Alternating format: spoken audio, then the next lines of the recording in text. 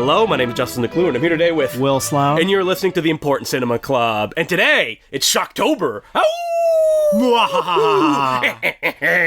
The final edition before October says goodbye, and we have to return to, like, art house films. Boo. But until then, we're talking today about Scream Queens. What is a Scream Queen, Will? A Scream Queen is exactly what it sounds like. A woman who has made a career as an actress in horror films, or at least made a significant mark as an actress in horror films. Scream Queen was popularized when slashers came into play, mostly because it would be actors that would play the same thing over and over and over again in film after film, and it's often a term that people for a long time found kind of derogatory, and they didn't want to be associated with. Especially the first person we're going to talk about, Jamie Lee Curtis. Who I think is kind of the prototypical Scream Queen. I think a lot of people use her as like the starting point for it. And by the way, I think one of the interesting things about this topic is that horror has, or is often perceived as having, a problematic relationship with the female gender. Well, it does. Yes,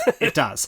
And the role that the Scream Queen plays is a complicated one for many reasons. Like I talked about before, of it being a derogatory term, like Scream Queens are usually associated with a number of things. Is that they are conventionally attractive, and that they are often the victim who is menaced throughout the film. They're not normally associated with, like, oh, the Scream Queen is the hero of the picture who is the star, and she drives the plot, and at the end she solves everything. No, that's not what a Scream Queen is defined by. I mean, Scream is right there in the title, which denotes fear and something coming after them that would cause them to flee. So, Jamie Lee Curtis, daughter of Janet Leigh and Tony Curtis.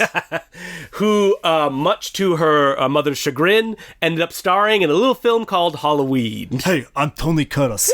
Welcome to Delta Laser Light Special Edition Classics. Today, we're celebrating Orson Welles with one of his great films, Mr. Arkadin. So, for people that don't know what Will was just doing there, Tony Curtis used to introduce, I guess, VHS tapes and laser discs. Yeah, DVDs of just public domain movies, and when he would be clearly reading off a cue card, and he would have a white suit with and black gloves. Black gloves. I guess he's gonna go murder someone soon. Jamie Lee Curtis actually starred in a compilation film of Universal horror monster movie trailers that was directed and edited by John Landis. Oh, wow. She actually thanks John Landis for having any kind of career based on that, and he cast her in Trading Places. And that was the movie with which she shed the Scream Queen image, along with other things. But for a while, she kind of struggled with it, because after Halloween, she ended up acting in a little film called Terror Train. Right, which we both watched this week. And we also, I think, watched Prom Night. Yes. Or at least I did. I've seen Prom Night a long time ago. Both of them Canucksploitation films, being that they were made in the era where there was a tax shelter, so a lot of people came to make genre films and collect money, and if the films got released, sure, that's good. Prom Night and Terror Train both feature top-billed a slumming Hollywood sort of star. In Terror Train, it being Ben Johnson, Academy Award winner from The Last Picture Show. And in Prom Night, it's Leslie Nielsen, the same year as Airplane. Academy Award winner in, Dracula Dead and Loving It. That's right. So, Terror Train, it's fine. Like, there's a reason I hadn't watched it up until now. So, Terror Train, it takes place on a train where terror unfolds. A fraternity and a sorority rent the train so that they can go on a trip, and they also rent a magician, played by David Copperfield. Oh, wow, he probably just shows up for, 2 days of shooting, right? Nope, he's in the whole thing. David Copperfield is basically the third lead in this movie. If you love watching magic on screen, you have to see this movie, because it's just David Copperfield doing just tricks the entire way through. And, every time he showed up, I kind of rolled my eyes a bit. It's like, oh, no, more friggin' magic. But then he'd do a trick. And you'd be like, whoa, how'd they do that? Kinda, yeah. So Jamie Lee Curtis is within this ensemble, but like most of these slasher films, all of her friends get being knocked off one by one. And because this is New Year's Eve, it's a costume party, aka they wanted it to look like Halloween, but they didn't want to copy it exactly. And the killer is wearing a Groucho mask for most of the running time. Then he switches into a lizard costume, and then the generic old man mask. And everyone remembers that 3 years ago they taunted a nerdy boy with a horrible prank where they put a dead body in the bed that the nerdy boy thought Jamie Lee Curtis was in. Yeah. And the guy, as far as the film seems to indicate, got tangled in a bunch of, sheets, and that's all that really happened to him, and he went insane. I didn't really like this movie very much. I didn't hate it either. It's fine. It's there. I, in fact, did watch it on a train. Did you? And you're like, the killer could be any one of us. I think the fact that I was not troubled in any way speaks to was something lacking in the film. Well, it's not particularly suspenseful. It's not particularly violent, except for one out-of-nowhere head rolling out of a overhead compartment. And it feels like it was cut down to get an R rating. Yes, and it feels like there's not really any focus. It has the problem that a lot of slasher movies have, is that we have to hang out with this bunch of jerks. Like, they did a horrible thing and they're being picked off. Within the confines of the movie universe, this is all we know about them, so we're like, sure, you can be killed. And a lot of slasher filmmakers and producers and writers think that this is what people want to see, is that people that are jerks be murdered. But the problem with that is that I have to hang out with these jerks for like 70 minutes. Yeah, exactly.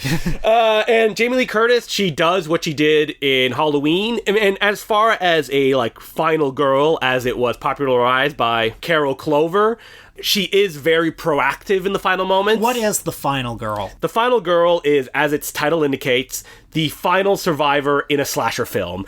After all her friends have been murdered, the final girl will be chased for a while, and then in the final moments will pick up a weapon most of the time and just decapitate the slasher character, as popularized in something like Friday the 13th. Well, John Carpenter's Halloween is kind of the quintessential final girl, because that's one where Jamie Lee Curtis is kind of the most virginal of the 4 or 5 victims in the movie, and she's, I guess, the most tomboyish, and so there's been a lot of theory over the years about how the androgynous quality works to her advantage. You have sex, you die in a slasher film. And what's funny is that, like, most people use Halloween as a starting point, and that film was written by John Carpenter and the producer Deborah Hill, and they've been very clear, like, if that is in the movie and is perceived that way, it's not on purpose. And that it's a weird subconscious thing or people are reading into it.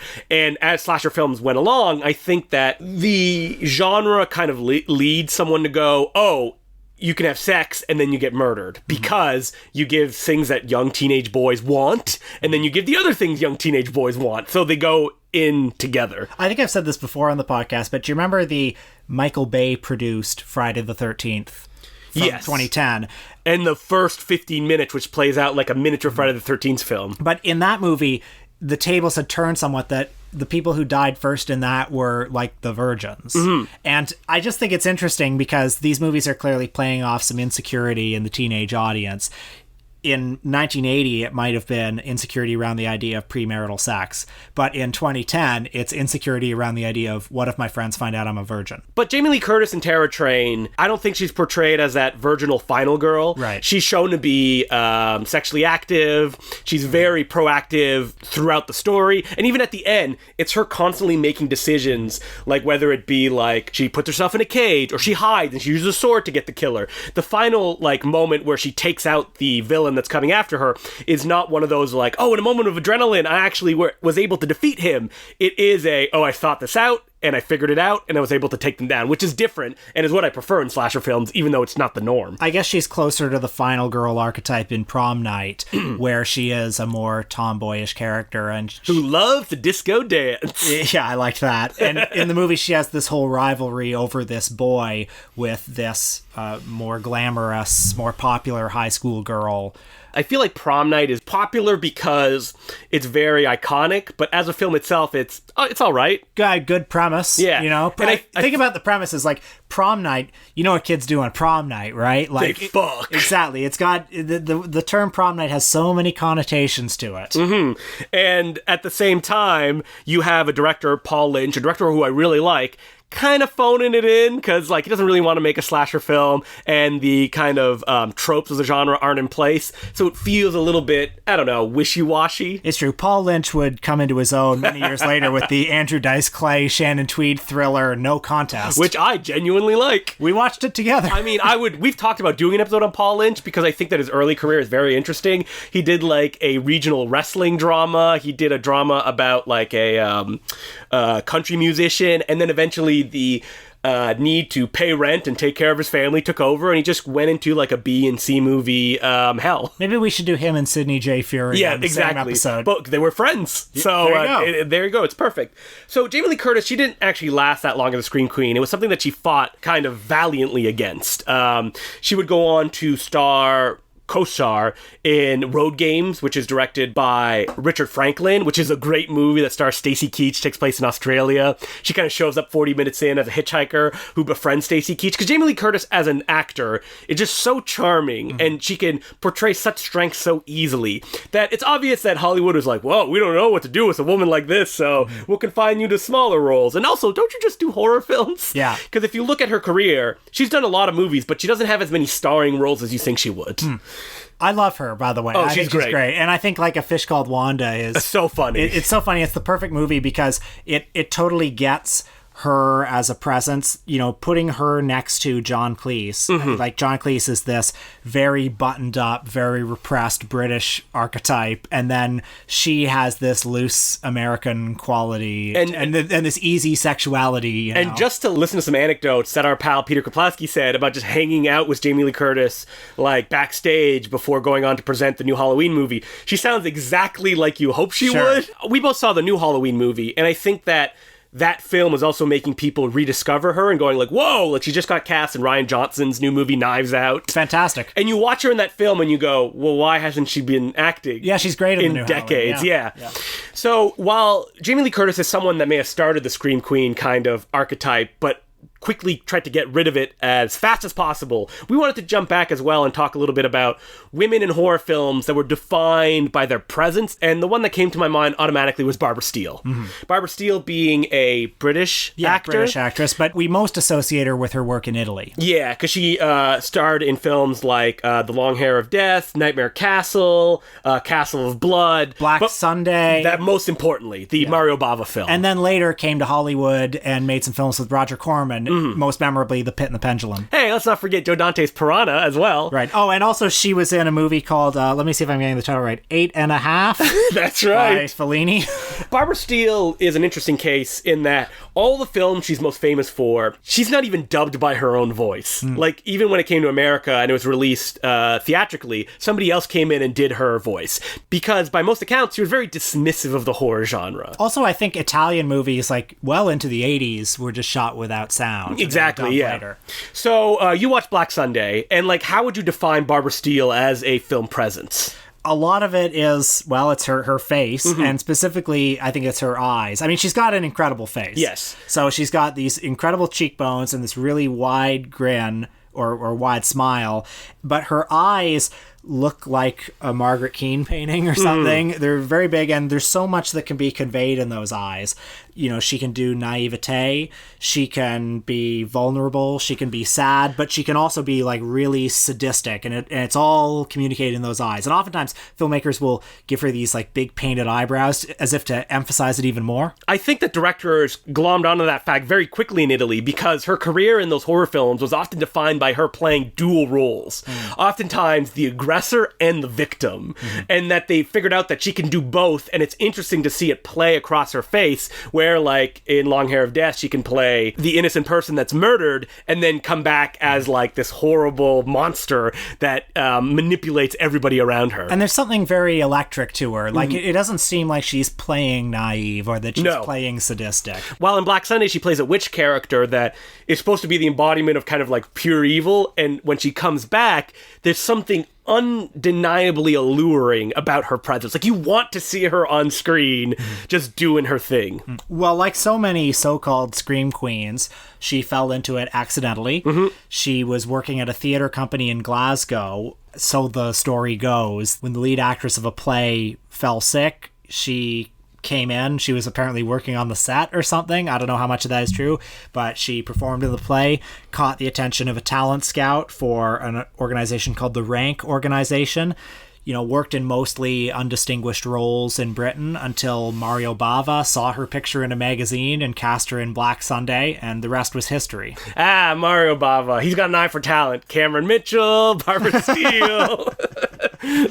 And Barbara Steele, the kind of history around her is really sad, because it defines what happens to scream queens. Is that, again, it's such a dismissive label, right? Is that for a long time horror films are trash, and to be a scream queen is the queen of horror films, so you probably can't act and you probably can't do anything else, so I'm sorry, we don't have any roles for you. I read an interview with her in the Guardian newspaper from 2011 where she was quite dismissive of her horror movies, and she was more eager to talk about Fellini, and she didn't really get Mario Bava. But then it talks about how, later in the night she went to introduce one of the horror movies, I think Black Sunday, and she just sort of like came alive in front of the fans and was full of stories and anecdotes. I mean, she even started a movie directed by Michael Reeves, the director that only made 3 pictures, most famously Witchfinder General. So it's like she worked with some of the best. She worked with Riccardo Freda. She worked with Antonio Margheriti. Oh, of course, one of the best. She worked with Mario Caiano, which, like, those are all famous Italian horror directors. But unfortunately, for a long time, like, the Italian film was dismissed as, like, trash that you'd throw on, like, the bottom half of a drive-in double bill. I believe Black Sunday played in America on a double bill with a little movie called Little Shop of Horrors. Oh, boy. And I wonder if it played first or second. Probably first. Probably first. I would hope so, yeah. And Barbara Steele, because of that, was never able to transition to anything else. Like, there's 8.5, and other than that, She was in Pretty Baby, the Louis Malle film. She was cut out of Pretty Baby. Oh, okay. Yeah. I've never seen Pretty Baby, sorry. And, like, that's most of her career after those Italian horror films, is her kind of appearing in films, either relegated to the background or cut out. For example, her husband at the time, James Poe, wrote one of the major roles in They Shoot Horses, Don't They?, the Sidney Pollack film based on the famous book, for her. And because of, like, complications, she wasn't able to act in it, and so it went to somebody else who gained so much acclaim for it. She was, though, great as the sadistic warden in Caged Heat. So there's that. Wheelchair-bound warden. I sat in front of her once at the Udo Kier event. Really? Do you remember when he came to town, like, I want to say 10 years ago? Vaguely. Yeah, I don't think I saw... me. Wow. Yeah, I have no story other than that. But listen, folks, if you sat in front of Barbara Steele at an event, would you say it on your podcast? Yes, I would, yes. You would. I mean, even to this day, like, when she shows up in movies, it's often as like, hey, look, it's Barbara Steele, and she doesn't get to say anything. She was in Ryan Gosling's directorial debut. Yeah. I don't remember what it's called. Lost River, I think. That's right. Yeah. And she had no lines. Of course. But moving on from Barbara Steele to the 80s Scream Queen. Now, this is where it was popularized, and this is where the actors were taking it and using it as a badge of honor, because we're going to talk about a little actor called Linnea Quigley. Another moniker for this genre of Scream Queen might be Video Vixen. Video Vixen? Haven't you heard that phrase before? I've never heard that term before. Seems like it was popularized by someone like, I don't know, Penthouse or something. Or Joe Bob Briggs or somebody like that. I didn't make it up, folks. Yeah, no, I believe you. Yeah. I mean, like, people like Fredo Lynn Ray and Jim Wynorski were making films, or David Dakota were making films with Linnea Quigley, and they quickly took Scream Queen as like a badge of honor. Jim Wynorski and Fredo Lynn Ray even directed a film called Scream Queen Hot Tub Party as like a 60-minute party video that you could rent at the video store. What was in it? Was it just... I think it's just them hanging out, Linnea Quigley and a bunch of other actors.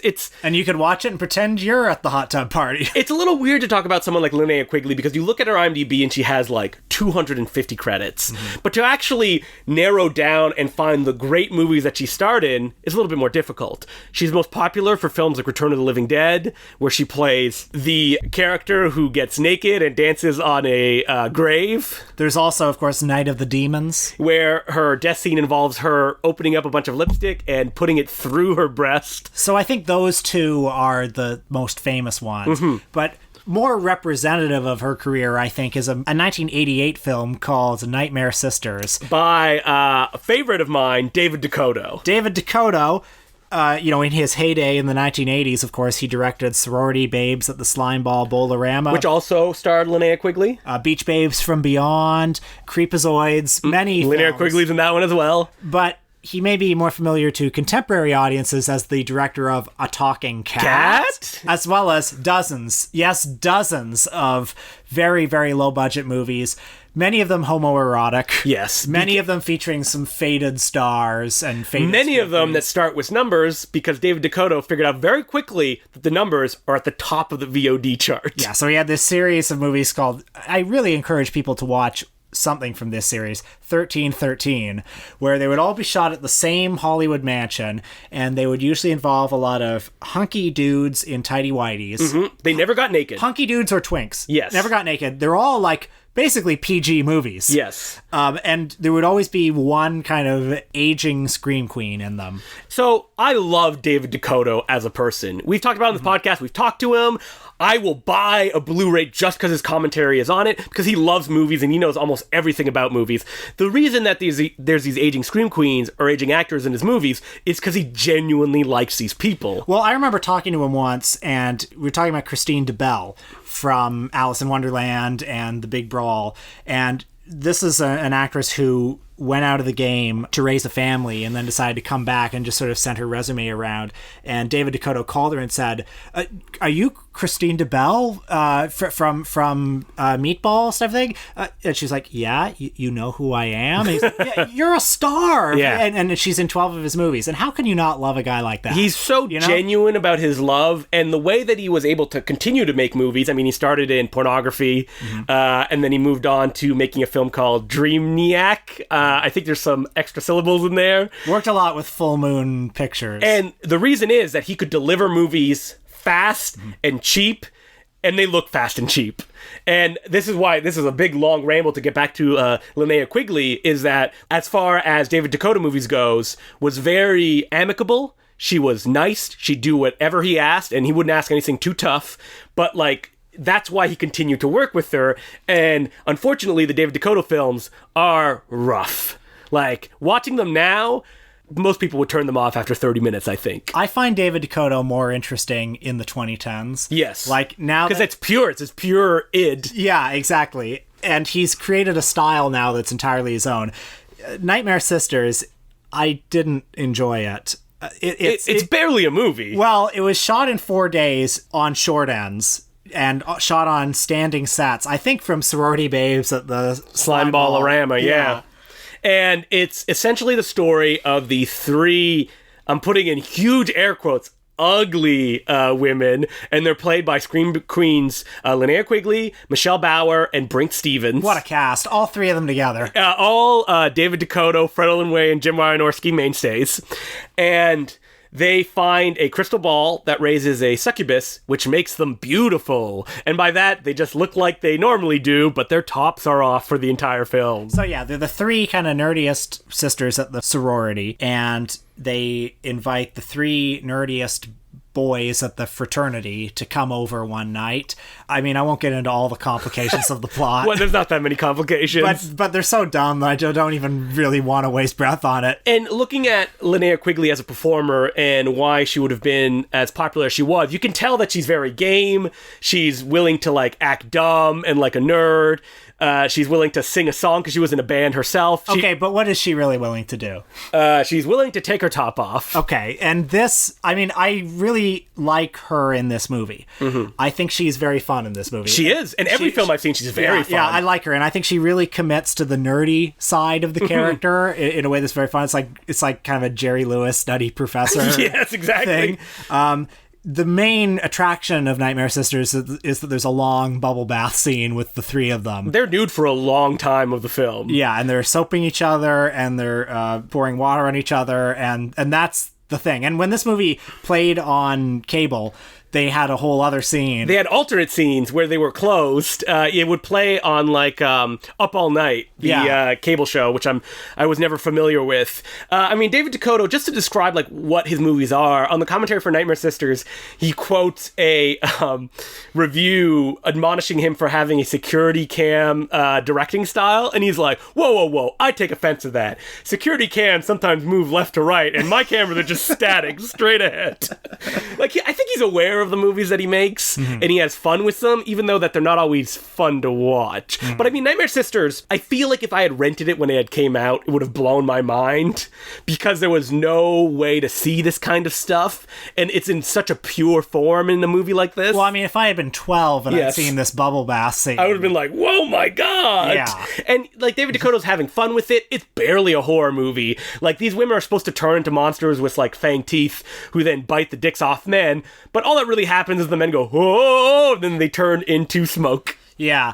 I found it like a painless watch. Yes. You know? I mean, Do I own the Blu-ray because of the commentary tracks? Of course I do, you're a because cinephile. David Dakota is so much fun to listen to, and his experiences and how this movie got to be. And Linnea Quigley, like we said, is always fun to watch in movies. Like, her two main roles, Night of the Demons and Return of the Living Dead, show like a small side of like her charming stuff, but they are supporting roles.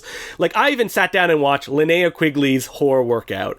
This was an hour-long video directed by Kenneth J. Hall, who wrote Nightmare Sisters, and it's just her just kind of being a goof, doing exercise. The film starts with her in the shower, camera pans down to her breasts, like that's what everybody wants to see, I guess. Yeah. And then you see clips from her movies, and she's just a goofball in a film that feels 900 hours long. So we didn't really prepare to talk about this person, but, you know, one of the appeals of Linnea Quigley is, maybe the main appeal of Linnea Quigley to her fans is that she got naked in every movie. But I think that it's also the fact that she was a presence that loved to be interviewed in horror mags, that she put her face out there, and that there was a kind of feeling with people that she was one of them, in the sense that, like, oh wow, this person is very accessible in a way that someone like Barbara Steele or Jamie Lee Curtis isn't, because they would want to throw these kind of like shackles of being a scream queen off. Well, Linnea Quigley, she just embraced it and she loved it, and she would just put herself out there. But yeah, there's one other person I kind of want to talk about, because this week I just watched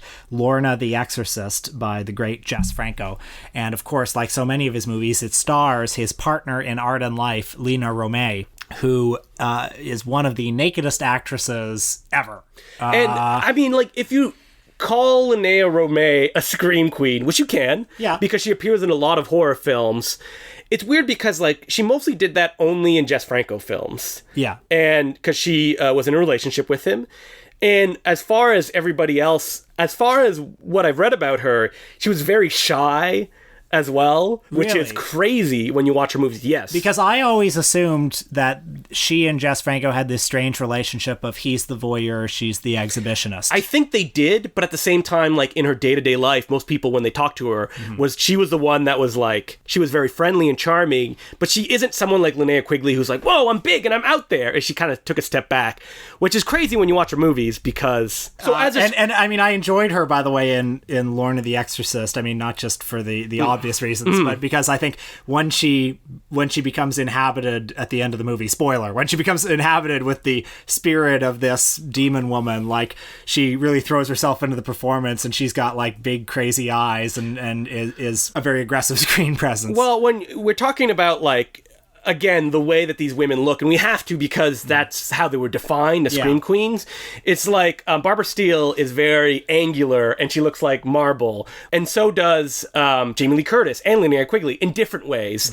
Lina Romay looks like more of the girl next door, I would say. Is that she's very pretty, but she's not that, like, kind of cut definition of what movies have led us to believe pretty is supposed to be. Yeah, and she keeps a very girl next door, like innocence to her. Like, her appeal is she's part innocent and part just like totally uninhibited. Yeah, but I think that's Linnea Romay is a good thing to bring up, because it is like the extreme of that idea of like the woman who would star in this. I mean, Linnea Romay and Jess Franco, that's almost to the point of just pornography. I think they did pornography. They did do pornography together. And it just happens that because Jess Franco made so many movies, she ended up starring in a bunch of vampire films as well. Most famously... Female Vampire, I think it's called. Female Vampire. I was getting confused with Vampire Lesbos, so I was like, wait, which one is it again? I know, it's very hard to keep his movies apart. But, you know, I think one of the reasons we wanted to talk about Scream Queens was because we were interested in exploring some women in horror. Especially as actors, for this. And... you know, talking about Linnea Quigley and talking about Lina Romay, Barbara Steele, or even just the archetype itself, like, it is problematic. Yeah, well, again, it's very dismissive, and the role that women have in these films is under the gaze of men being in control, men that are producing, men that are watching these films, and they're supposed to fall into these boxes of what men want. Yeah, and I mean, at the same time, though, like, you can't dismiss what these women bring to these movies as well. I mean, like, The Final Girl, its defenders will jump on the fact that it does put women in a position of power by the end of the film, and that they do come out on top, which is 100% true. But to get there, they need to be kind of exploited and terrified before they can rise up and take control of the situation, barely after all of their friends have died. And, you know, I don't think we've talked about a movie on this episode that was directed by a woman. Can you think of any slasher films that are kind of this era, or that have a popular scream queen in them that was directed by a woman? I mean, I can think of some slashers that were directed by women, like Home Sweet Home, The Ladies Club,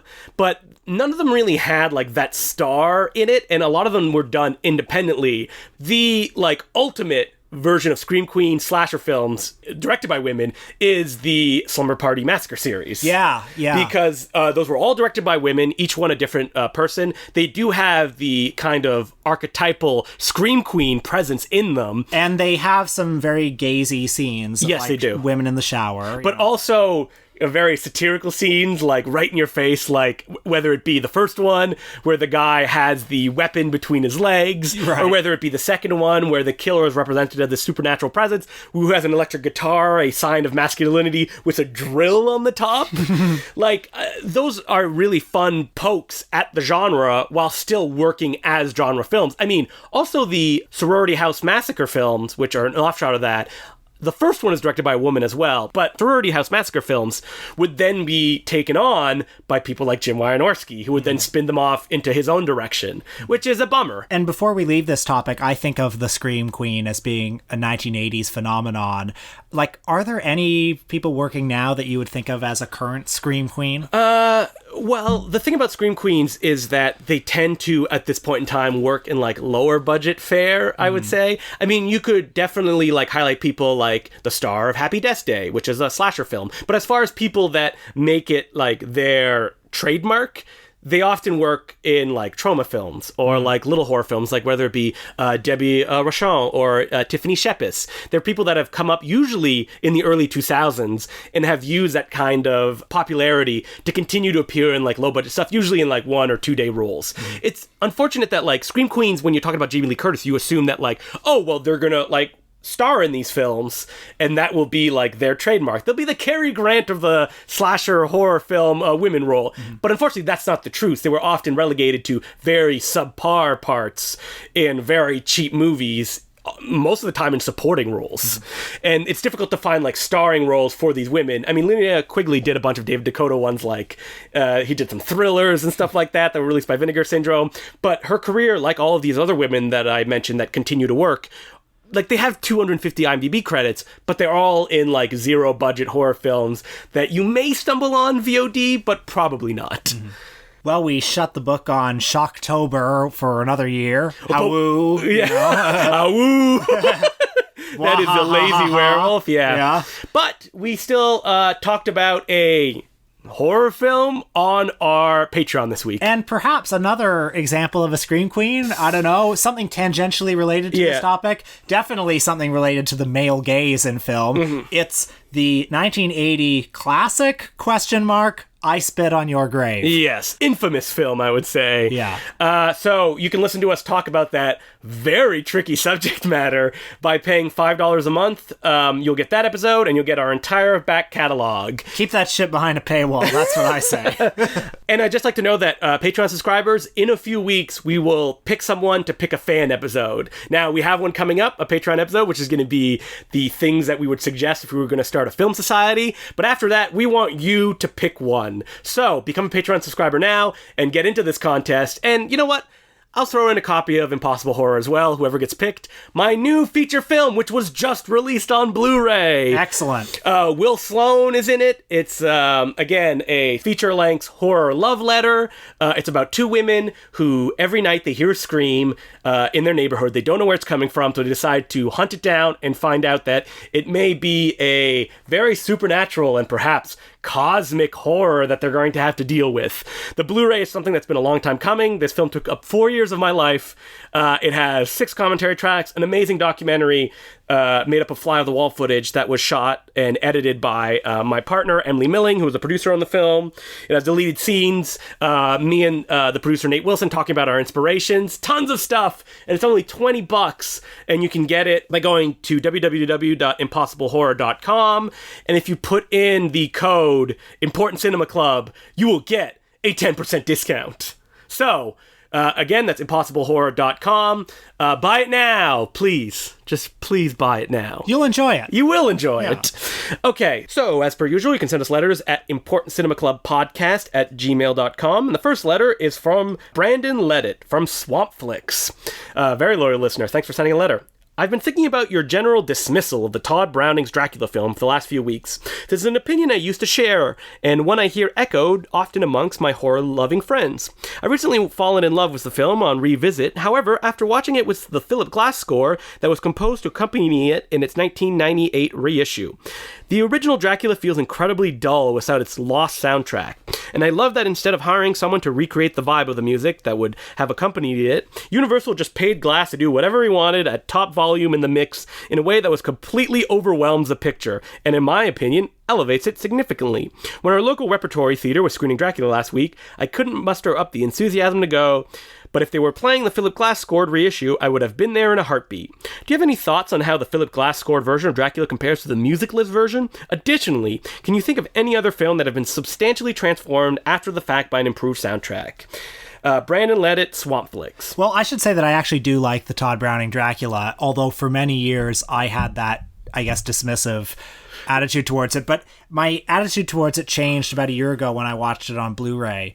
It looks really good on Blu-ray, and it kind of brings out that German expressionist influence that it has. I mean, the problem with the Todd Browning Dracula is, like, it really slows in the second half. Mm-hmm. But I think the fact that it has aged, like, it's getting to a point where it's old enough that there's a certain creakiness to it that sort of adds to the otherworldly quality of it that I respond to. Well, Dracula is aesthetically so pleasing. So when you watch it on Blu-ray and you get those details of the set, you get to see every one of the spines on that armadillo. Yeah. You're like, wow, this is beautiful. And you have that Bela Lugosi performance at its center. Mm-hmm. It's just not as dramatically compelling as the other Universal monster pictures are, but it is held as this classic status, which is why I think people like me and other people can sound very dismissive when they talk about it. Yeah.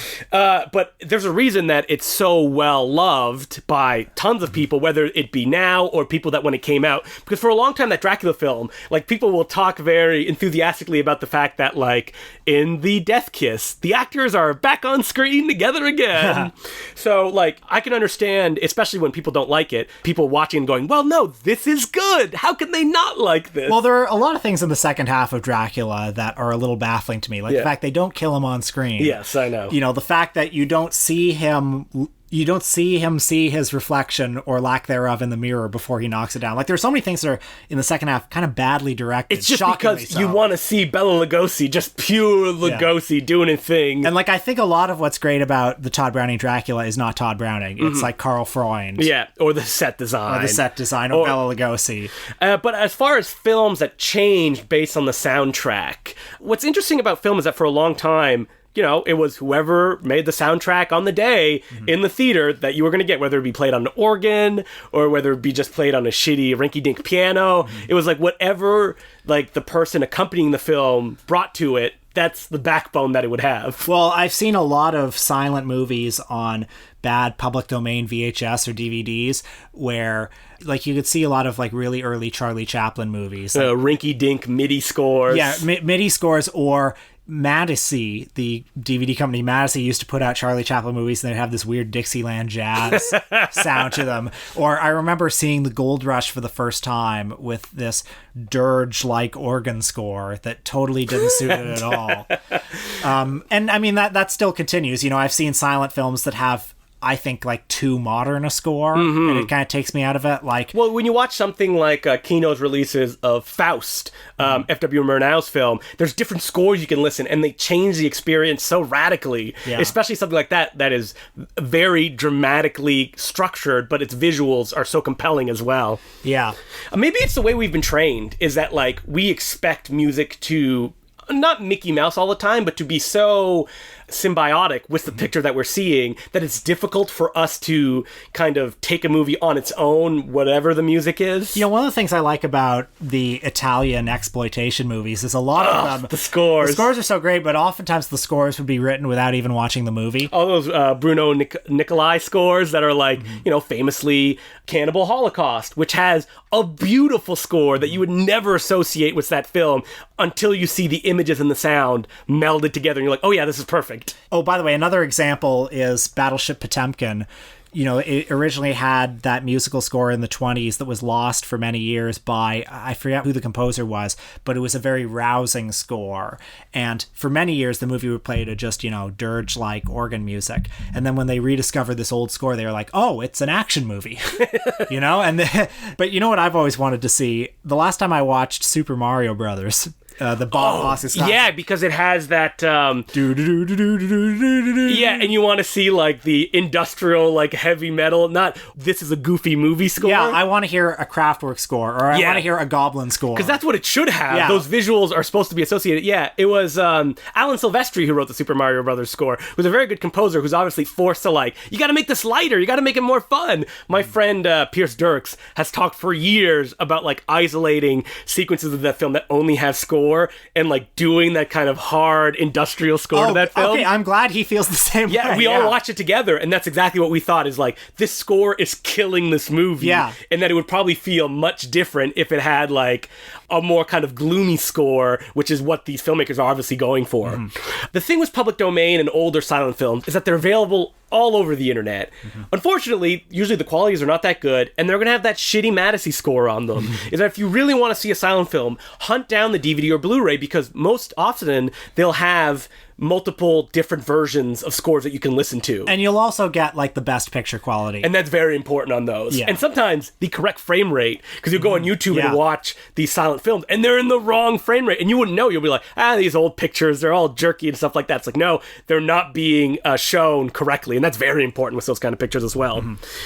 So thank you very much for the letter. And the next one is from Valerie, and she goes, hey, Justin and Will, as you two became film lovers, were there any classic films that you were surprised how much you love them? I recently saw Casablanca in my film history course. It's been so referenced in pop culture as one of the best movies ever made, and I honestly couldn't believe how much it lived up to the hype. Was there any movies that either of you had a familiar reaction to? Well, I remember when I was 12 years old, after putting it off for a long time, I rented a little movie from the library. A long time, 12 years old. You know, like it felt like a long time at the time. Yeah. Like a year feels long. Yep. But I rented a little movie called Citizen Kane from the library. I remember seeing it for the first time as well when I got that 2-disc special edition. With the Roger Ebert commentary, yeah.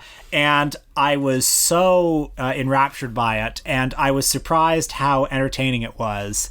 I had the same feeling, right from that opening newsreel, where it kind of blew my mind that they're going to tell the whole story in this opening newsreel before even afterwards when it cuts to like them in the darkness and you can't see their faces and you're like, well, what is this? It's so like visually compelling, and even like right from the get-go, like show off shots like the camera panning through the window and over the table, and then you learn later on like split the table. Like Citizen Kane is one of those movies that if people go like, this is boring, you assume like, well, then movies are not for you. Yeah, you're not looking at what's on screen. Because if you're not impressed by just even the stylistic panache of Citizen Kane, man, I feel really bad for you.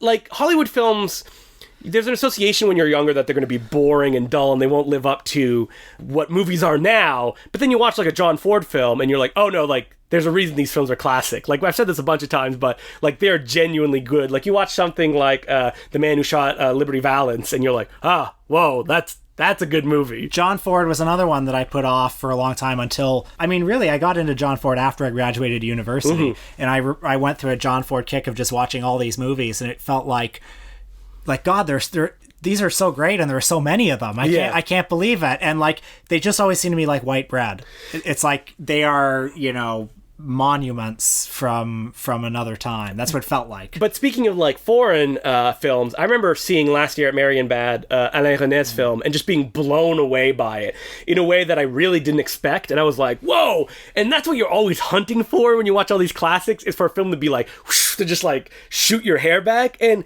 unfortunately it happens a lot less than I would like it to happen. But like last year at Marienbad is one that's stuck in my memory as one that's like, this is amazing. I could watch it right away again. Oh, well, maybe another one for me like that was Jean Dillman, which I remember going to in university almost as a joke. Because I heard what it was about, and it just seemed ridiculous that this was an actual movie. And I thought, well, maybe I'll see an hour of this. And I was very compelled by it. Yeah. And the letter continues, a request that I have is as a future topic is Robert Zemeckis. His late career obsession with CGI, especially after Gump, has always confused me. Plus, his early work with Bob Gale is often overlooked. While on topic, I'll say 1941 may be overlong mess that has some incredibly problematic elements, but I do think that some of the wartime paranoia jokes are pretty funny. Proud patron of both Important Cinema Club and Michael and Us, sincerely, Valerie. Thank you very much. As far as 1941 goes, we did an episode on Steven Spielberg where I valiantly bring a defense to 1941. If you haven't listened to that, I would check it out. And Robert Zemeckis. Did we do a Robert Zemeckis Patreon episode? I don't think we ever did. No, but that's definitely someone I feel like would be a Patreon episode because I don't love him. Yeah, that's the problem is that like it's tough to get really like fired up about him. Now I do love used cars. I love Who Framed Roger Rabbit. I loved Who Framed Roger Rabbit. I really like I Want to Hold Your Hand, which are all the Bob Gale films.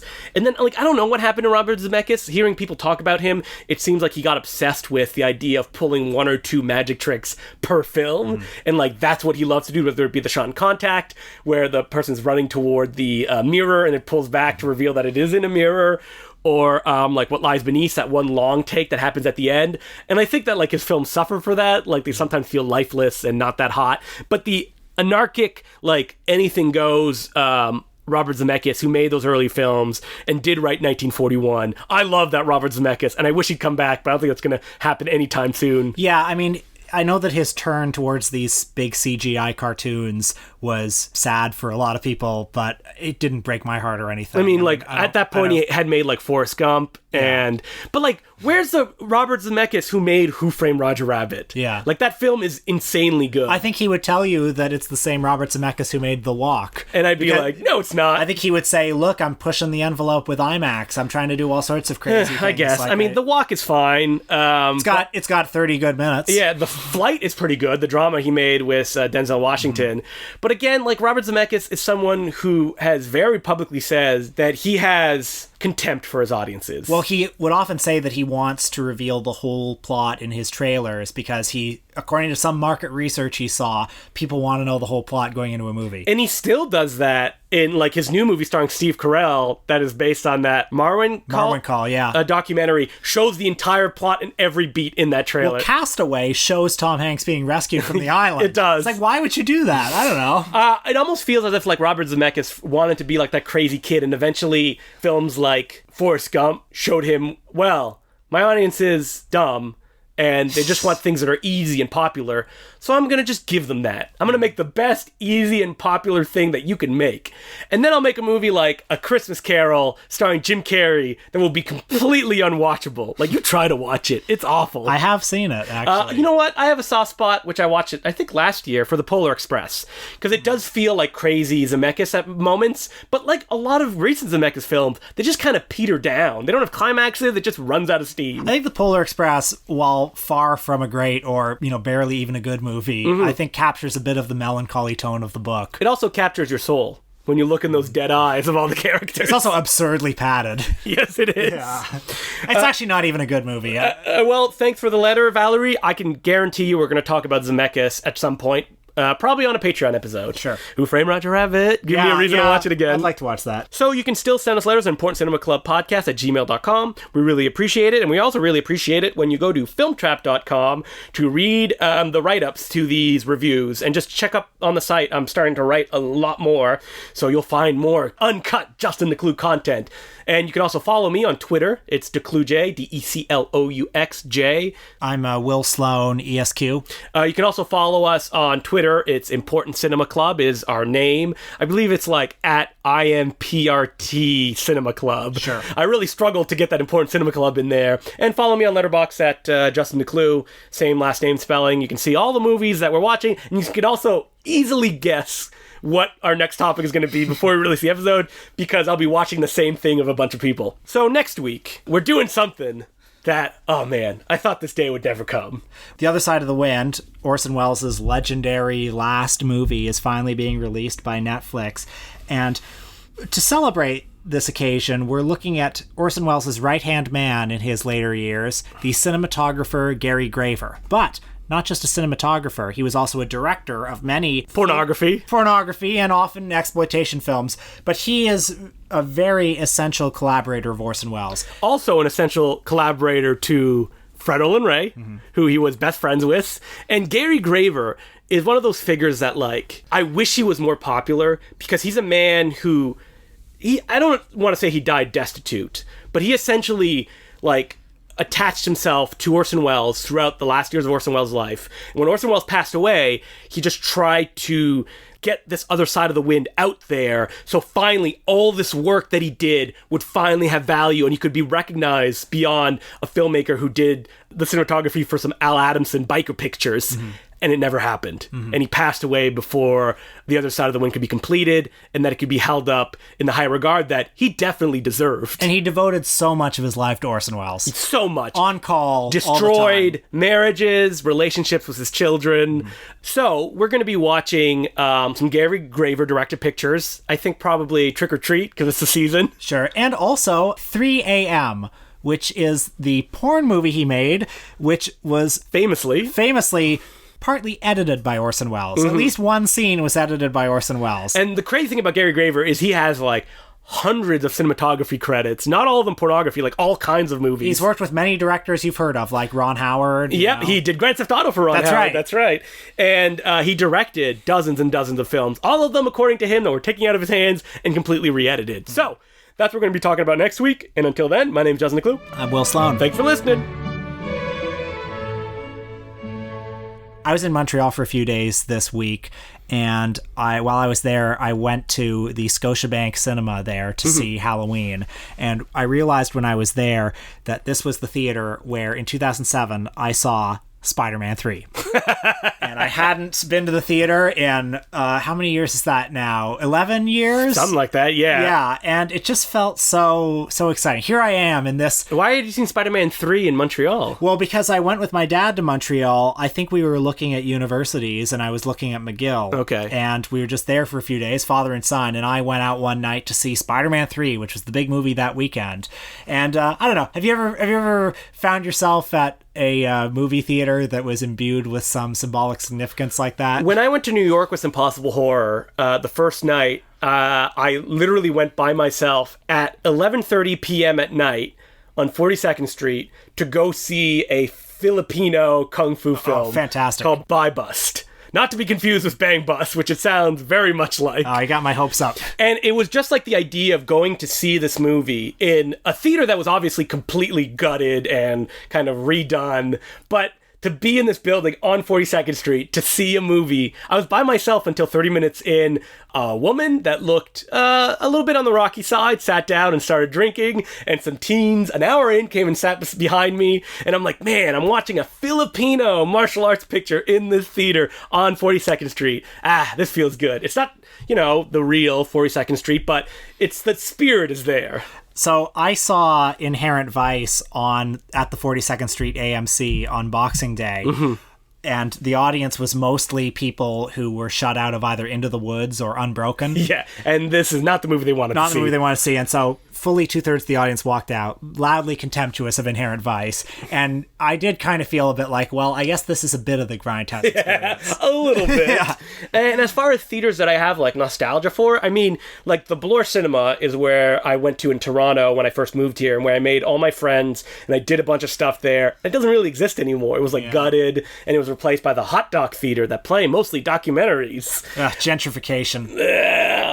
I haven't been there in years. I think the last thing I saw was a documentary in the middle of the day on The Thief and the Cobbler, the famous animation project by the guy who did the animation on Roger Rabbit. I mean, I don't know if the Scotiabank in Montreal quite has the same nostalgic feel for me as the Bloor, but I have to say, while I was there, I felt moved in a way that the theater was still there. Yeah, it's just because, like, so much changes in 11 years that I found myself at this theater, and it's like, well, okay, at least this is here from 11 years ago. There was a theater in Orleans where I grew up that was in a strip mall, and it was a Cineplex theater. And I haven't thought about it in a decade, but I can so vividly remember like where it was, like the stairs going up to it, the way the theater was like laid out. Like this is the theater that we always went to, and it's been like burned in my memory, and I'm 100% sure it doesn't exist anymore. Oh, well, there's a theater like that for me. That same summer in 2007, my family moved to Kitchener before I went off to university. Oh, the Rush Hour 2 theater, right? The Rush Hour 3 theater. Oh, boy. I've written and rhapsodized about this theater many times. It was the Fairway Cinema on Fairway Avenue, and I used to, I was very glum from having moved to this strange city, and basically all I had in my power to do was just ride my bike to this theater and see whatever was playing. And so I saw Rush Hour 3, and I saw War with Jet Li, saw the Simpsons movie, Hairspray. Oh boy, Hairspray's fun. Hairspray's fine, but like I just saw whatever was, a year later I saw Mummy, The Tomb of the Dragon Emperor. Oh boy. Like I saw so much. I only want to see the second sequel to films, no original or sequels, just the third part in a series. Saw so much garbage to that theater, and it's gone now. And what was great about that theater was it was a real shitty Was theater. it a multiplex theater? Yeah, it was a multiplex, but it was just a real shitty strip mall we still theater. have those kind of strip mallish theaters where on Tuesdays you can pay $5. The Carlton, Yeah. that's right downtown Toronto, or even Market Square, which is the higher up version of the Carlton because it's the same brand, but it's down underground, so no one can use their phones.